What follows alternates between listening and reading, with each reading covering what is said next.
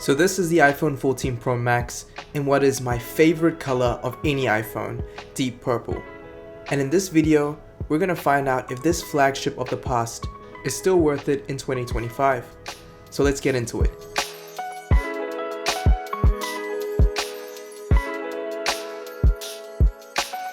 So design-wise, this phone still feels like a newer iPhone, mainly because in the 2 generations after this phone, there really wasn't much of a change. You get a 6.7-inch HDR screen wrapped around stainless steel bezels and Corning Gorilla Glass around the back, with a triple camera setup. I really appreciate how the camera module bleeds into the back of this phone, a great design detail. The color here is my favorite of the bunch, tied with the ultramarine color on the standard 16. But I feel that this was honestly the last of the Pro iPhones that had a slick color. The newer colors just feel plain boring. I think the main thing you'll notice here is that this phone has some serious heft to it because of the stainless steel versus the titanium bezels on the newer iPhones. Now when it comes to performance, the 6-core A16 chip still holds up well. Now don't get me wrong, there are still a few stutters here and there, but for the most part, my experience was great. The 14 Pro Max still offers a very fluid user experience. Whether you're navigating the UI or moving in between apps, it all feels smooth. Apple has always been great at optimizing their software, so that coupled with the great A16 chip and 6 gigs of RAM offers a solid performance in 2025. Gaming here is more than doable. I'm not a heavy mobile gamer by any means, but I didn't encounter any issues, even on more demanding games.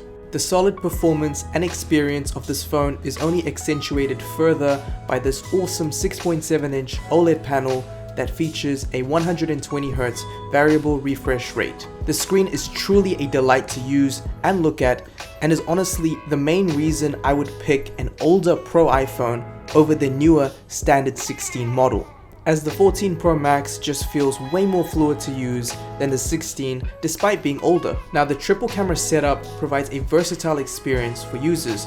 You get your 48 megapixel primary, a 12 megapixel telephoto, and a 12 megapixel ultra wide. Up front you get a 12 megapixel wide selfie cam. Now photos on the 14 Pro Max are well detailed. The 48 megapixel primary sensor captures really great shots in well lit environments. Colors are vivid but don't feel over-processed like on Samsung phones of that era. There is a wide dynamic range with photos, and contrast here is solid. Apple's computational photography has always been solid, and coupled with the decent camera hardware, allows users to produce a great variety of shots. Low light photography is good.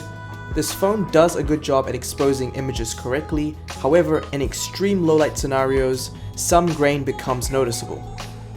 Video quality here is excellent on the 14 Pro Max. This footage is shot in 4K at 60 frames per second and is well detailed while being excellently stabilized. Now the battery life on the 14 Pro Max is solid. I can get up to a day and a half on a single charge with about 6 to 7 hours of screen on time. It's not a Galaxy S24 Ultra, but it's still decent. Now the battery percentage of this 14 Pro Max is 87%. Keep in mind, this number will have a direct impact on your battery experience on any iPhone you pick up. So yeah, while it can't go 2.5 days like my S24 Plus, I'll forgive it as it is an older phone. Now one thing I'll mention that is a bit of a drawback of this 14 Pro Max is the Lightning port.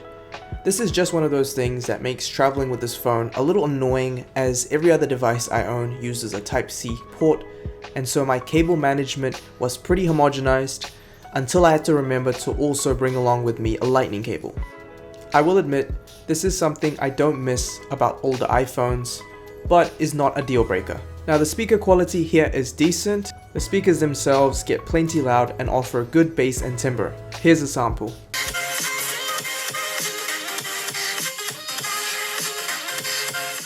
Alright, so is the iPhone 14 Pro Max worth it in 2025? Yeah, absolutely. This is a phone for those who want the Pro iPhone experience that doesn't break the bank and offers a well-rounded user experience. The battery life, the camera system, the screen, and the performance, all solid here with the 14 Pro Max, and honestly, I would personally pick an older Pro iPhone over the newer standard iPhones any day of the week, just because of the higher variable refresh rate you get on the older Pro models versus the newer standard iPhones like the 16. And I found here in NZ, refurbished iPhone 14 Pro Maxes going for around 600 USD for the 128GB variant, which is actually half the price of a brand new iPhone 16 Pro Max. So yeah, I think that's a pretty solid deal. Now, just a few things to note if you are purchasing an older Pro line of iPhone, regardless of whether it's a 13, 14 or 15, just make sure that on top of the phone actually being in good condition physically, also check to see the battery health, and I think that anything over 90% should be solid. I hope that acts as a good guide for you when you're purchasing a refurbished or secondhand iPhone of your own.